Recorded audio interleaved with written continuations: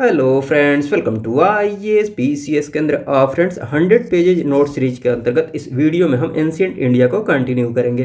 पिछले वीडियोज को अगर आपने नहीं देखा है तो डिस्क्रिप्शन बॉक्स में लिंक दिया हुआ है, आप जाकर उन वीडियोज को भी जरूर देख सकते हैं। और नोट्स की बात करें तो डिस्क्रिप्शन बॉक्स में टेलीग्राम चैनल का भी लिंक दिया हुआ है, तो आप जाकर उस चैनल का सब्सक्रिप्शन भी ले सकते हैं। चलिए बिना किसी देरी के इस वीडियो को हम शुरू करते हैं, एक एक करके सारी बातों को डिस्कस करते हैं। इस वीडियो में हम सबसे पहले बात करते हैं बौद्ध धर्म की, उसके बाद एक एक करके सारी बातों को डिस्कस करेंगे।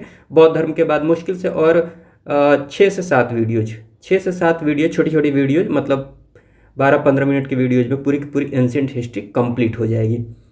चलिए बिना किसी देरी के इस वीडियो को हम शुरू करते हैं, एक एक करके सारी बातों को डिस्कस करते हैं। देखिए, बौद्ध धर्म की बात कर ली जाए तो ये तो आपको पता ही है, इसमें याद रखने वाली कोई बात है नहीं कि बौद्ध धर्म की स्थापना जो होती है ऑब्वियस सी बात है गौतम बुद्ध के नाम पर होगी, तो ये तो आपको पता है।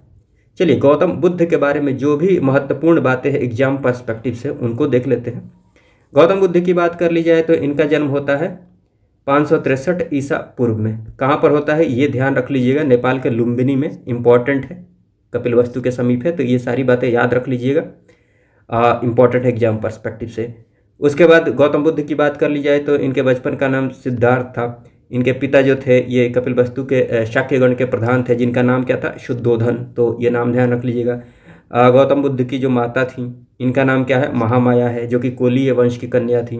लालन पालन की बात कर ली जाए, इनका लालन पालन जो मुख्य रूप से किया जाता है, इनकी मौसी थी या फिर सौतेली माँ भी थी, इनका नाम था प्रजापति गौतमी, तो इनके द्वारा इनका लालन पालन किया जाता है, जो कि ये प्रथम भिक्षुणी बनेंगी बौद्ध धर्म के अंतर्गत। ठीक है, तो ये बात भी आप ध्यान रख लीजिएगा।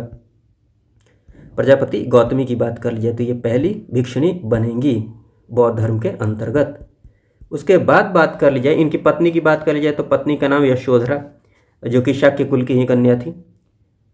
उसके बाद बात करें, शाक्यगण के प्रधान थे इनके पिता शुद्धोधन, और शाक्य कुल की कन्या थी कौन, यशोधरा। उसके बाद बात करें पुत्र, हाँ यहाँ पर देखिएगा गौतम बुद्ध जो होते हैं इनका एक पुत्र होता है जिनका नाम होता है राहुल, तो ये नाम भी आप ध्यान रख सकते हैं। हाँ, गौतम बुद्ध की बात करें तो आप जानते होंगे कि गौतम बुद्ध के जीवन पर 4 दृश्यों का काफ़ी प्रभाव पड़ता है, जिसके बाद वो संन्यास ले लेते हैं, गृह त्याग कर देते हैं। ठीक है, एक तो आप देखिएगा कि जब ये अपने सारथी चन्ना के साथ, घोड़ा कौन होता है, कंथक होता है। ठीक है, तो ये नाम भी ध्यान रख लीजिएगा, सारथी का नाम चन्ना होता है और घोड़े का नाम कंथक होता है। तो सारथी के साथ घोड़े पर बैठ के जब ये जा रहे होते हैं तो 4 दृश्य देखते हैं। एक तो वृद्ध व्यक्ति देखते हैं, उसके बाद एक बीमार व्यक्ति देखते हैं, उसके बाद एक मृतक देखते हैं, उसके बाद एक प्रसन्नचित्त सन्यासी को देखते हैं। उसके बाद ही इनके दिमाग में आता है कि हाँ मुझे भी सन्यास लेना चाहिए, क्योंकि सबसे खुश अगर कोई है तो वो कौन है, सन्यासी है। ठीक, उसके बाद गृह त्याग करते हैं 29 वर्ष की आयु में।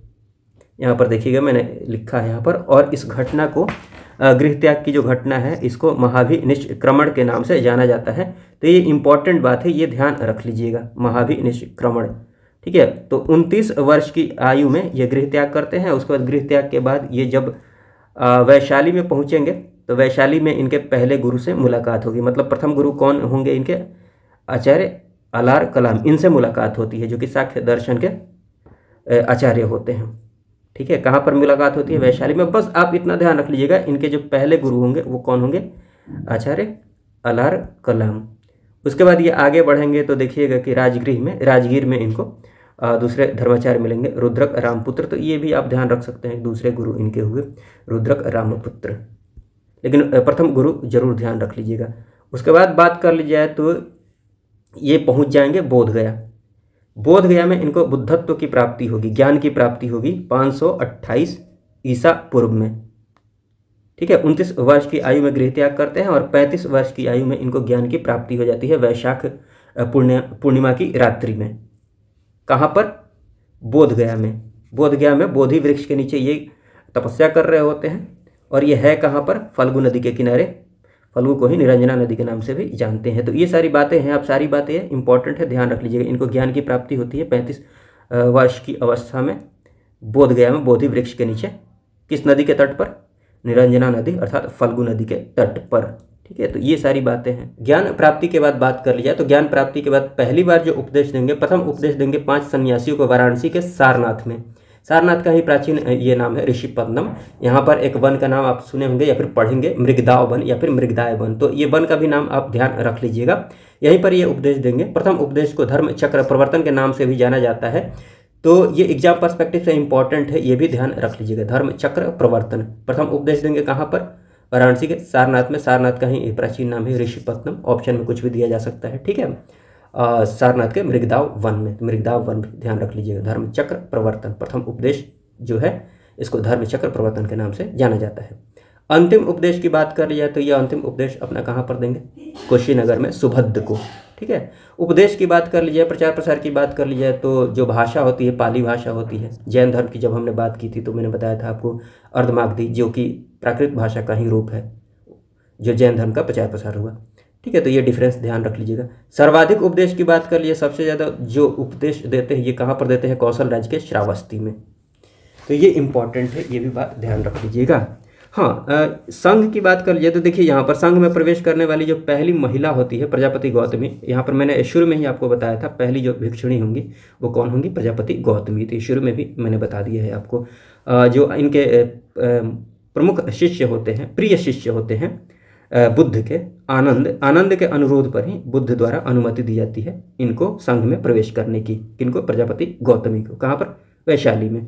तो ये सारी बातें हैं, आप ध्यान रख लीजिएगा। और उसके बाद बात कर ली जाए तो गौतम बुद्ध जो अपने शरीर का त्याग करते हैं, अर्थात उनकी जो मृत्यु होती है, उनकी मृत्यु जो है उसको महापरिनिर्वाण के नाम से भी जाना जाता है।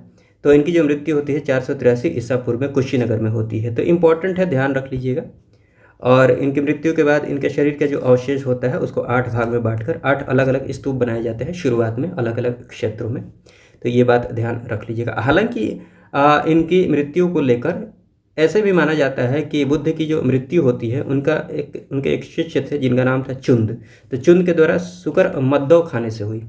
सुकर मद्दव की बात कर ली जाए तो इसमें भी मतलब अलग अलग मत है। सुकर मद्दव कोई मानता है कि सुअर का जो पका हुआ मांस था उसको कहा जाता है। कोई ये मानता है कि जहाँ पर सुअर रहते हैं वहाँ पर जो क्या बोलते हैं, मशरूम, मतलब जहाँ पर सुअर रहते हैं, जहाँ कचरा जैसा होता है, मशरूम पैदा हो जाता है, ठीक।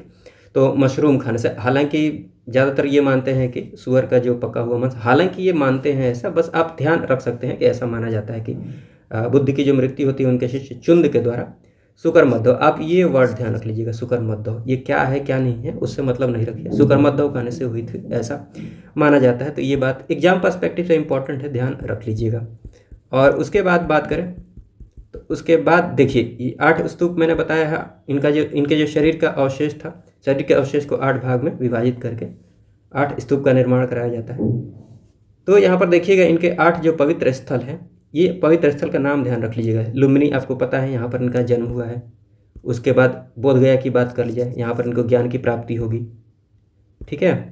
उसके बाद सारनाथ, प्रथम उपदेश जो देंगे यहीं पर देंगे सारनाथ में। कुशीनगर आपको पता ही है, यहीं पर इनकी मृत्यु होगी, महापरिनिर्वाण की प्राप्ति होगी। उसके बाद राजगीर की बात कर लें, श्रावस्ती की बात कर लें, सबसे ज़्यादा उपदेश यहीं पर देते हैं। वैशाली की बात कर लें, संकिशा की बात कर लें, संकिशा उत्तर प्रदेश में है। ऐसा माना जाता है कि गौतम बुद्ध जो हैं भगवान के रूप में यहीं अवतार लिए थे, ठीक है, ऐसा लोग मानते हैं। संकिशा की बात कर लीजिए यहीं पर। तो ये 8 पवित्र स्थल है, गौतम बुद्ध में बोल रहा हूँ, मतलब बौद्ध धर्म से संबंधित 8 ये पवित्र स्थल है, इनका नाम आप ध्यान रख लीजिएगा। और उसके बाद बात करें बुद्ध के जीवन से जुड़े कुछ प्रतीक हैं, कुछ प्रतीक चिन्ह हैं। जैसे हाथी की बात कर ली जाए तो बुद्ध के गर्भ में आने का प्रतीक है हाथी। कमल की बात कर ली जाए तो बुद्ध के जन्म का प्रतीक है। सांड की बात कर ले तो बुद्ध की जो जवानी का टाइम था तो यौवन का प्रतीक है। घोड़ा की बात कर ली जाए तो गृह त्याग का प्रतीक है। पीपल अर्थात बोधि वृक्ष की बात कर ली जाए तो ज्ञान का प्रतीक है, ये तो आप आसानी से ध्यान रख सकते हैं। पहिया की बात कर ली जाए, इंपॉर्टेंट है, प्रथम उपदेश का प्रतीक है। पद चिन्ह की बात कर ली जाए तो निर्वाण का प्रतीक है। स्तूप की बात कर ली जाए तो मृत्यु का प्रतीक है। तो ये तो आप आसानी से ध्यान रख सकते हैं। तो जैन धर्म में मैंने जैसे आपको बताया था मोक्ष प्राप्ति के लिए उनके 3 रत्न थे, त्रिरत्न, सम्यक दर्शन, सम्यक ज्ञान, सम्यक आचरण। वैसे ही यहाँ पर 3 रत्न जो है ना, लेकिन ये डिफरेंस ध्यान रख लीजिएगा, वहाँ पर मोक्ष प्राप्ति के लिए 3 रत्न थे, सम्यक दर्शन, सम्यक ज्ञान, सम्यक आचरण। वैसे ही बौद्ध धर्म की बात कर ली जाए तो मोक्ष प्राप्ति के लिए, सांसारिक दुखों से मुक्ति के लिए जो मार्ग अपनाए गए हैं उन मार्ग का नाम है अष्टांगिक मार्ग। मतलब यहाँ पर 3 रत्न नहीं है, यहाँ पर क्या है, अष्टांगिक मार्ग है। सम्यक दृष्टि, सम्यक संकल्प, सम्यक मतलब प्रॉपर, फिर सम्यक वाक, सम्यक कर्म, कर्म करना, सम्यक जीविका, आजीविका, सम्यक व्यायाम की बात की गई है, सम्यक स्मृति की बात की गई है, सम्यक समाधि की बात कर ली गई है। ठीक है, तो ये सारी बातें हैं, बस आप ऐसे ही रीडिंग लगाते रहिएगा, ये रटने की ज़रूरत है नहीं। और उसके बाद हाँ, यहाँ 3 रत्न की बात कर ली जाए तो जैसे जैन धर्म में 3 रत्न है, सम्यक दृष्टि, सम्यक दर्शन, सम्यक ज्ञान, सम्यक आचरण, वैसे ही बौद्ध धर्म के 3 रत्न कौन कौन से हैं, बुद्ध, धम्म एवं संघ। तो ये तीनों नाम ध्यान रख लीजिएगा। हाँ, उसके बाद बौद्ध धर्म के अंतर्गत देखिएगा यहाँ पर 4 आर्य सत्य की बात की गई है। 4 आर्य सत्य, श्रेष्ठ सत्य की बात की गई है। एक तो दुख, मतलब दुख का सत्य, कि दुख है, दुख होता है, दुख के सत्य की बात की गई है। फिर दूसरे सत्य की बात करें कि दुख समुदय, दुख समुदय का मतलब दुख के कारण का सत्य, इसकी बात की गई है। फिर दुख निरोध, अर्थात दुख को खत्म करने का सत्य की बात की गई है, दुख कैसे खत्म किया जाए। ठीक है, दुख के अंत की बात की गई है, दुख के अंत के सत्य की बात की गई है। फिर दुख निरोधगामी प्रतिपदा, अर्थात दुख के अंत की ओर ले जाने वाले मार्ग, रास्ता क्या होगा दुख को खत्म करने वाला, इसकी बात की गई है। तो 4 आर्य सत्य की बात की गई है, ये आप ध्यान रख लीजिएगा, रिवीजन के क्रम में देखते रहिएगा। ठीक है, हाँ, यहाँ पर जो अष्टांगिक मार्ग है ना, ये जो कि सांसारिक दुखों से मुक्ति हेतु अष्टांगिक मार्ग को अपनाने की बात कही गई है। इसी को मध्यम मार्ग के नाम से जाना जाता है, मध्यमा प्रतिपदा के नाम से भी जाना जाता है, मध्यम मार्ग के नाम से भी जाना जाता है। ठीक, आप बार बार पढ़ते होंगे, सुनते होंगे कि बुद्ध ने अपने मत को क्या कहा है, मध्यम मार्ग कहा है, मध्यमा प्रतिपदा। कहने का मतलब ये है ना कि बुद्ध की बात करें तो बुद्ध ऐसा मानते थे, बुद्ध ने अपने उपदेश में ये बताया है कि ज़्यादा सुख, अत्यधिक सुख विलास की बात करें या फिर अत्यधिक तपस्या की बात करें तो दोनों क्या है, दोनों अनुचित है। मतलब ज़्यादा सुख भी अनुचित है और ज़्यादा तपस्या भी, अत्यधिक तपस्या भी अनुचित है। तो बीच का रास्ता अपनाया है, बीच के रास्ता अपनाने की बात कही है। ठीक, तो ये बात आप ध्यान रख लीजिएगा।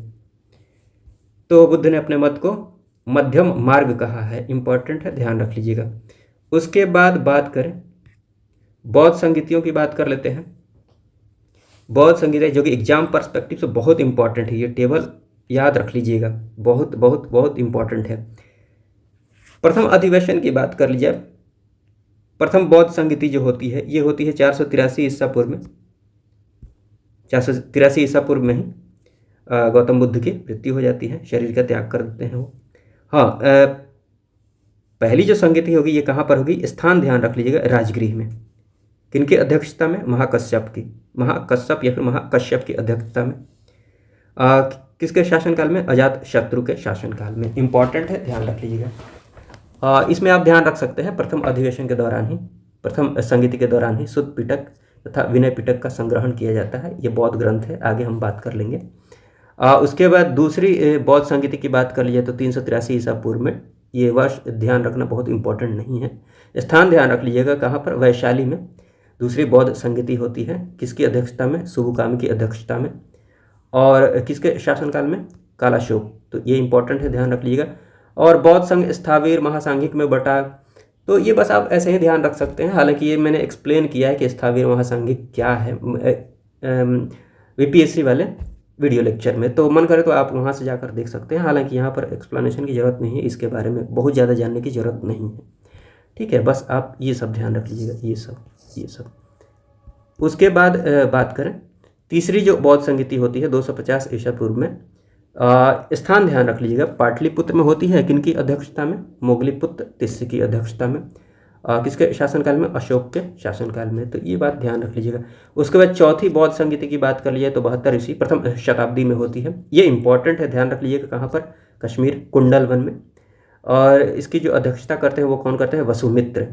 उपाध्यक्ष का भी नाम ध्यान रख सकते हैं, इंपॉर्टेंट नाम है ये, अश्वघोष फेमस नाम है, इसलिए आप ध्यान रख सकते हैं। चौथी बौद्ध संगीति के जो उपाध्यक्ष होते हैं वो होते हैं अश्वघोष, लेकिन अध्यक्ष जरूर ध्यान रख लीजिए, वसुमित्र। किसके शासनकाल में ये अधिवेशन होता है, बौद्ध संगीति होती है, कनिष्क के शासनकाल में। हाँ, इसमें इंपॉर्टेंट ये है, ये ध्यान रख लीजिएगा, चौथी बौद्ध संगीति के दौरान ही हीनयान एवं महायान में विभाजन हो जाता है। मतलब बौद्ध धर्म 2 भागों में बढ़ जाता है, हीनयान एवं महायान में। हीनयान महायान में जो प्रमुख डिफरेंस हैं, जो प्रमुख अंतर है, उनको हम आगे देख लेंगे। पहले हम जो भी संगीतियाँ होती है, बौद्ध संगीतियाँ, बौद्ध अधिवेशन की बात कर ले, उनकी बात कर लेते हैं। तो ये सारी बातें हो गई। यहीं पर हम देख लेते हैं जैन संगीति को। और हाँ, यहाँ पर देखिएगा, जैन धर्म की मैक्सिमम बातें हमने कर ली हैं, लेकिन जहाँ पर कन्फ्यूजन आपको हो सकता है उनको मैंने एक साथ दिखाने की कोशिश की है। जैसे बौद्ध संगीतियों को और जैन संगीतियों को एक ही साथ दिखा दिया है, ताकि आपको स्थान में, अध्यक्षता में, शासनकाल में कोई कन्फ्यूजन नहीं हो। आप एक साथ देखेंगे, रिवीजन करेंगे तो कन्फ्यूजन दूर हो जाएगा, या फिर आपको पढ़ने समझने में आसानी होगी। मतलब जहाँ पर कंपैरिजन हो सकता है जैन धर्म बौद्ध धर्म में, उनको एक साथ दिखाने की कोशिश की है मैंने आगे। अगर जैन धर्म में आपने वो नहीं देखा है तो आप समझ लीजिएगा आगे हम उनको देखने वाले हैं। जैन धर्म से संबंधित कोई बात छूटी हुई होगी तो ठीक है, बौद्ध धर्म के साथ देख लेंगे। हाँ, तो जैन संगीति की बात कर ली जाए तो पहली जैन संगीति होती है 300 ईसा पूर्व में। टाइम पीरियड बहुत इंपॉर्टेंट नहीं है। कहाँ पर होती है ये ध्यान रख लीजिएगा, पाटलिपुत्र में स्थूलभद्र की अध्यक्षता में। किसके शासनकाल में, तो ये इंपॉर्टेंट है, ध्यान रख लीजिएगा, चंद्रगुप्त मौर्य के। और इसी अधिवेशन के दौरान, इसी संगीति के दौरान श्वेतांबर एवं दिगंबर संप्रदाय में जैन धर्म में विभाजन हो जाता है। तो श्वेतांबर एवं दिगंबर संप्रदाय की बातें हमने कर ली है, जो भी प्रमुख बातें होती है एग्जाम पर्सपेक्टिव से, ठीक है। उसके बाद दूसरी जैन संगीति की बात कर ली जाए तो 512 ईस्वी में ये संगीति होगी वल्लभी, गुजरात में, ठीक है। किसकी अध्यक्षता में, तो देवाधि धर्मणी, या फिर इन्हीं को देवाधि क्षमा श्रवण के नाम से भी जाना जाता है। तो इनकी अध्यक्षता में ये संगीति होती है। तो ये ध्यान रख लीजिएगा, ये इंपॉर्टेंट है। तो ये सारी बातें हैं। और इसके बाद बात करें तो देखिए, बौद्ध धर्म से संबंधित जो भी कुछ एक बातें और बच रही हैं, या फिर जैन धर्म से संबंधित कुछ एक बातें जो बची हुई हैं, उनको एक साथ हम देख लेंगे, ताकि दोनों धर्म में आपको दोनों धर्म से संबंधित जो भी महत्वपूर्ण बातें एग्जाम पर्सपेक्टिव से, उनमें आपको कन्फ्यूजन नहीं है। जहाँ पर कन्फ्यूजन हो सकता है ना, उनको मैंने साथ दिखाने की कोशिश की है, ठीक है। तो नेक्स्ट रिवीजन लेक्चर में आपको मतलब 10 से 15 मिनट की वीडियो होगी, तो उसमें हम कंप्लीट कर लेंगे बौद्ध धर्म को। वहाँ पर जैन धर्म से संबंधित कुछ एक बातें जो बची हुई थी वो भी कंप्लीट हो जाएगी। उसके बाद बात करें तो मुश्किल से 5 या 6 वीडियोज में पूरी की पूरी एंशिएंट हिस्ट्री कंप्लीट हो जाएगी। मतलब एंशिएंट हिस्ट्री का जो मेजर पोर्शन है वो कंप्लीट हो चुका है, वो पूरा हो चुका है, ठीक है। इस वीडियो में बस इतना ही रहने देते हैं। इस वीडियो को देखने के लिए आपका बहुत बहुत धन्यवाद। जय हिंद, जय भारत।